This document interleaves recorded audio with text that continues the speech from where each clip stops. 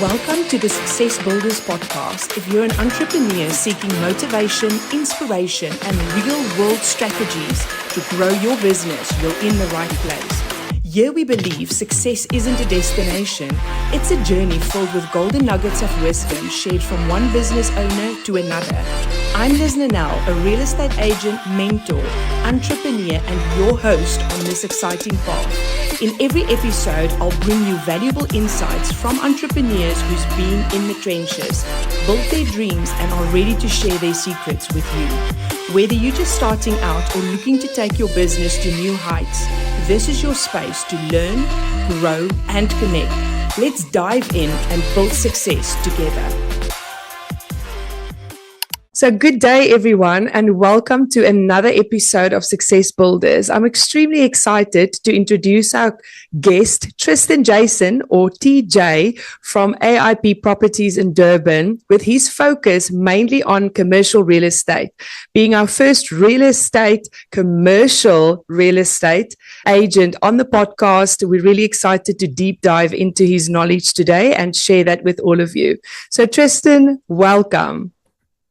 Thanks so much for the welcome. Yeah, I'm very excited to actually be here today and chat to you guys about industrial commercial property. Yeah, it's going to be a great time. Awesome. Thanks, TJ. So tell us a little bit more about yourself, about your background. I know you mentioned to me you've had some experience in other industry, which I always think is such a great foundation before you move into real estate. So tell us where your career started and how you transitioned into real estate. So I was actually raised and schooled in Cape Town. So I literally spent my entire schooling career down in Cape Town. 2014, I graduated with a bachelor's. Really excited to go and study, and it just wasn't in the cards. I was sitting at home with him about. Eventually decided to take it upon myself to actually get a job. So, the struggle, every single job application you can send out, send it out. Anywhere that I could apply to, I applied to. And the first place that called me back happened to be a pizza place in Claremont. And they said, "Can you come in today?" I said, "I'll be there in an hour." Love it. That was 3 months. I was actually promoted to junior manager. And after quite an extensive career in Panarottis, that's actually the pizza brand. Eventually ended up losing that opportunity. Decided that I'm starting a new job, starting a new life. I'm going to do that rather than I'm going to go and start a new life in a new city, essentially. That's how I actually ended up in Durban. Once again, started as a waiter. Probably took me about another 3 months. Ended up becoming a manager again over the period of between 19 and 21 years in my life. Slowly moved my way up, became operations manager of a coffee shop in Assegai. After that, went into call centers, spent probably the better part of half a decade in call centers, running my own sales team, teaching and upskilling people.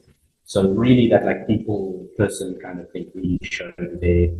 And after 4 years without any real growth or significant financial compensation, I realized that there's better opportunities out there. Spent a couple more months fishing around for other jobs. Got an absolutely wonderful opportunity to work at the Services Group, who specialize in basically electrical and entomological trade certificates, which is quite a large thing here in Durban. Worked here for about a year, absolutely loved it, worked there, loved it. And when I actually interviewed at API, which we might get into a bit later, I originally told him I didn't want the job. And it was probably like a 2-3 hour interview. And literally 6 months of my life now spent as an industrial commercial property broker. And it's been one of the most difficult but rewarding opportunities I've ever had. That's absolutely amazing. I love the message that you sent, DJ, and also just your commitment and drive that you've shown since such a young age. And your willingness to work and start at the bottom. I find that in the younger generations these days, sometimes if someone does not get that specific position they want, it's almost like they lose the drive. So you were willing to take whatever job you have to, but you always had a goal in mind with where it is that you want to go. So I applaud you for that. I think that shows true and real character. And that is what you need for real estate. I think you need to have that grind, and you need to have that leadership to be able to always graft. I say the thing for a real estate agent, doesn't matter whether it's residential or commercial, you basically wake up every morning without a paycheck or without a job, without a salary that is due to you. So if you're able to push ahead with that, you can build and craft yourself a very, very good career. But it's not for everyone. You need to have that grit to be able to get up in the morning and be a real go-getter. So I really love that about you. And that brings me to the next question. How do you, with that personality trait, have a good work-life balance? Because when you're such a go-getter, you can easily find yourself quickly working 7 days a week and not leaving a lot of time for yourself. So tell us, how do you manage that balance? Oh, I truly think having a work-life balance comes with a bit of experience. Uh, Part of my work experience was actually working in higher management at one of the restaurants in Suncoast.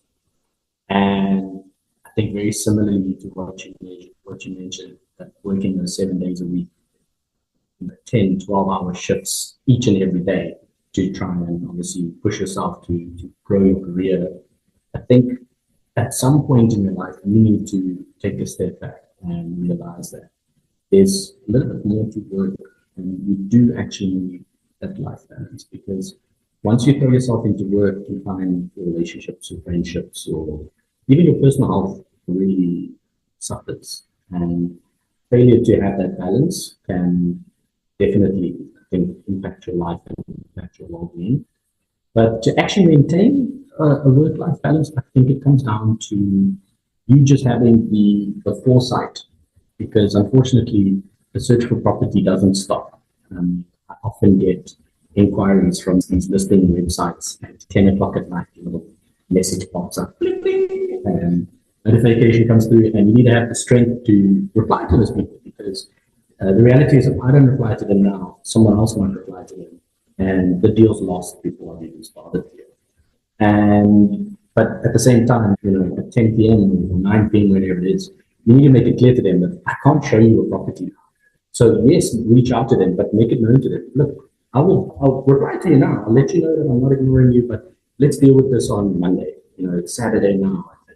Let's talk on Monday. Let's go and view the property. It requires a certain level of foresight, as I mentioned. You need to have that willpower to reply to those messages, but also make them aware that now is not the time. Let's deal with this during working hours when it's convenient for both of us. Because if I keep working 24/7, 365, I'm going to burn myself out, and you're not going to have a property broker anymore.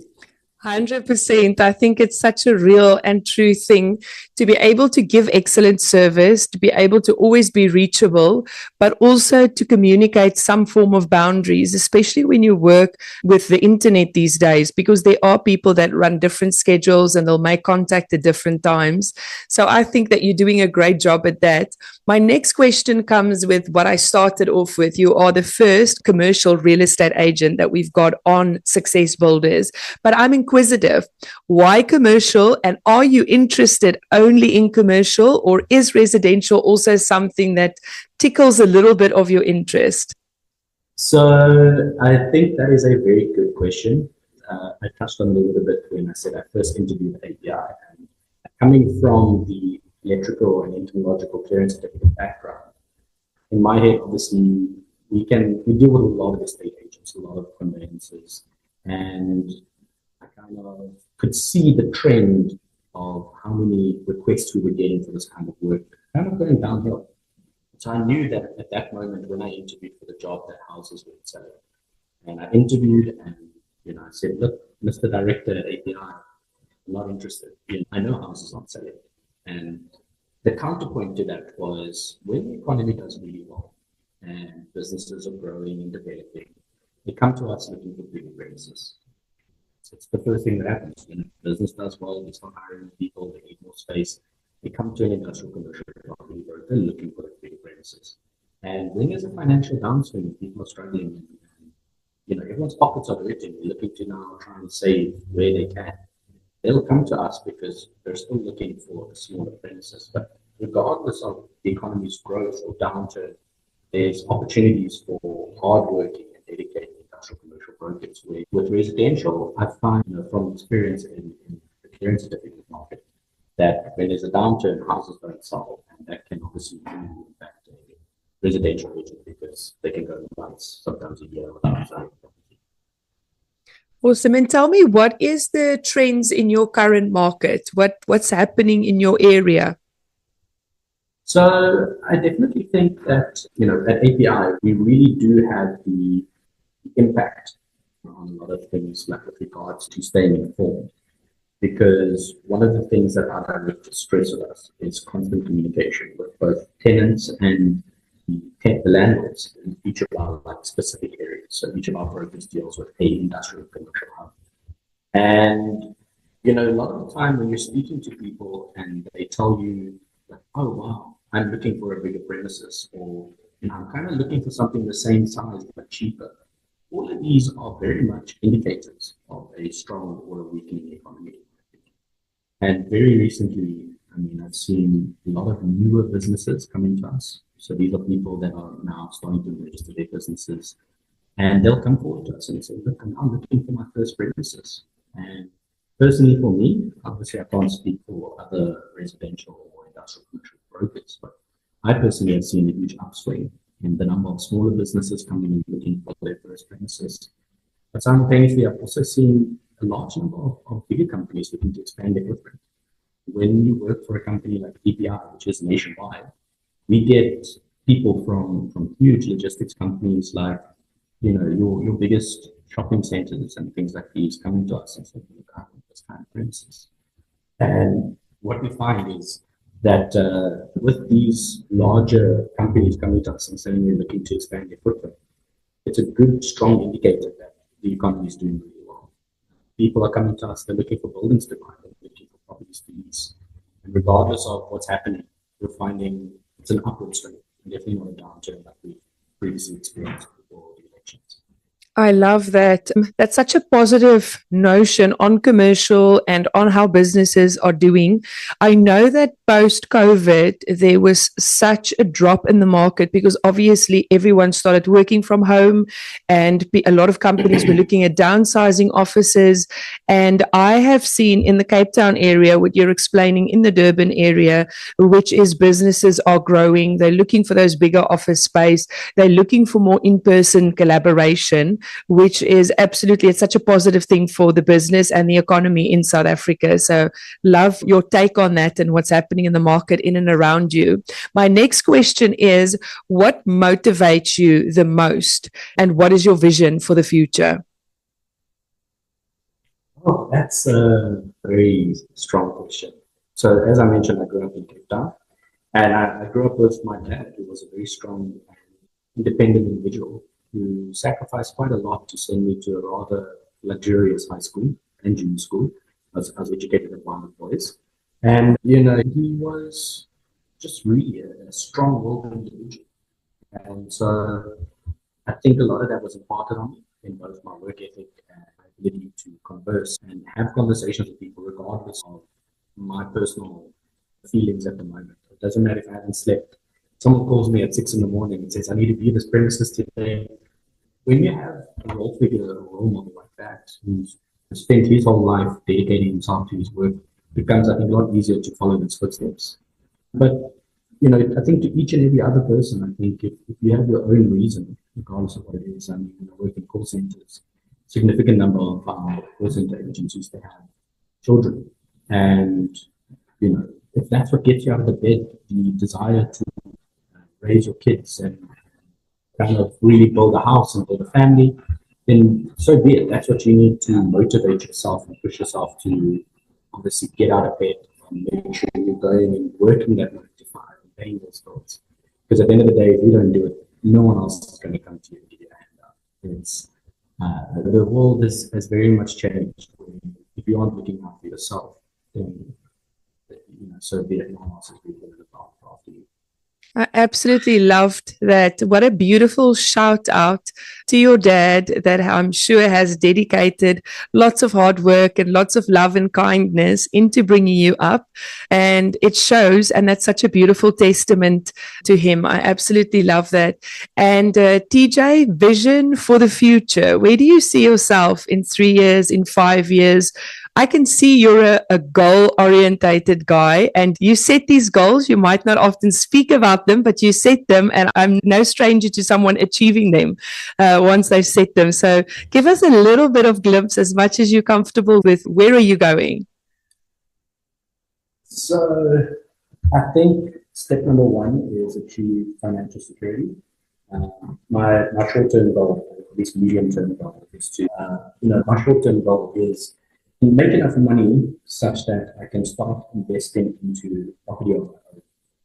Being an industrial commercial broker, we have, I think, a better understanding of the value of property than some other people like that. Residential agents, they'll sell a house for someone to live in.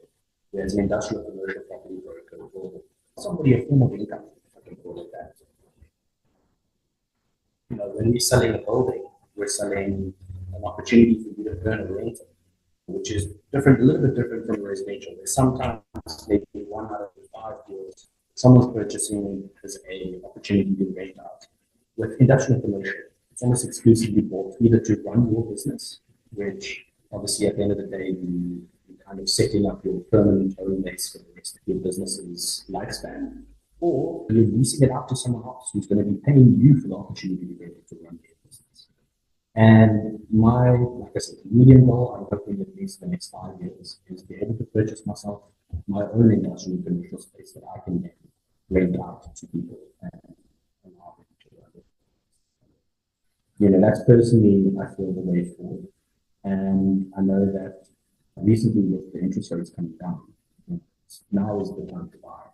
So if I had the money on hand, I would have absolutely been already at the auction houses. I would have been there in the industrial commercial property broker in order to find that right premises for me. Because now is the best time to purchase. Tomorrow is the second best time.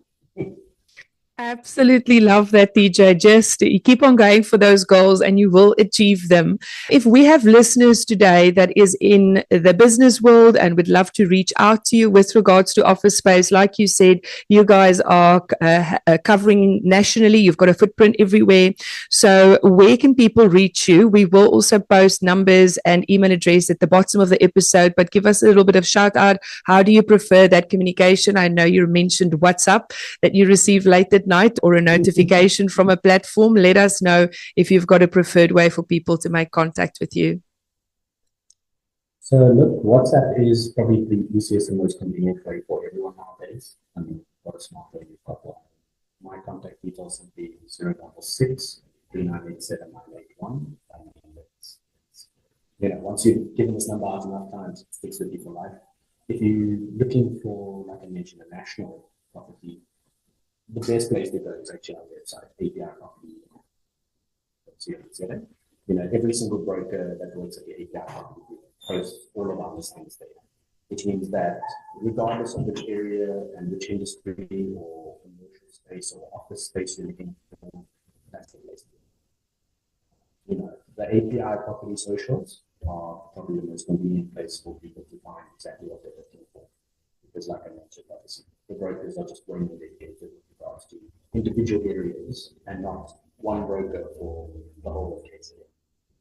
Awesome. I love it. So 2 fire questions, quick ones. Would you rather read a book or listen to a podcast? A podcast. I can listen to a podcast while I drive. I can't read a book while I drive. 100%. So you can maximize your time. I can see you're a true maximizer. Second fire question, ice cream or braai vleis? Which one would you go for? Oh, that is... Do I get a bit of brandewijn with my practice, or that's out of the question? Listen, the one can't go without the other, so definitely. Okay, then 300%. That's An Afrikaner South African, you have to have it. true South African. I absolutely love it. TJ, thank you so much for joining us here today. We're looking forward to keeping an eye on you, to give you a shout out somewhere in the near future again. Super proud of having you here today. Love that you're our first commercial real estate agent to come and share a little bit of the insights there. And hopefully in the near future, we'll spend some time with you again. The day I purchased my first property, I'll be in touch. Can't wait for that. That's going to be amazing. Thank you so much. Have an awesome day, TJ. Thank you for tuning in to the Success Builders podcast. I hope you're leaving with fresh insights and a renewed spark of inspiration to take your business to the next level. Remember, success is built one step at a time, and we're here to walk that journey with you. If you enjoyed today's episode, don't forget to subscribe, leave a review, and share it with a fellow entrepreneur who could use some motivation. And if you want to dive deeper or connect with me personally, I'd love to hear from you. Reach out on LinkedIn, Instagram, or visit liznanel.com to get in touch. Until next time, keep building, keep growing, and keep chasing that success.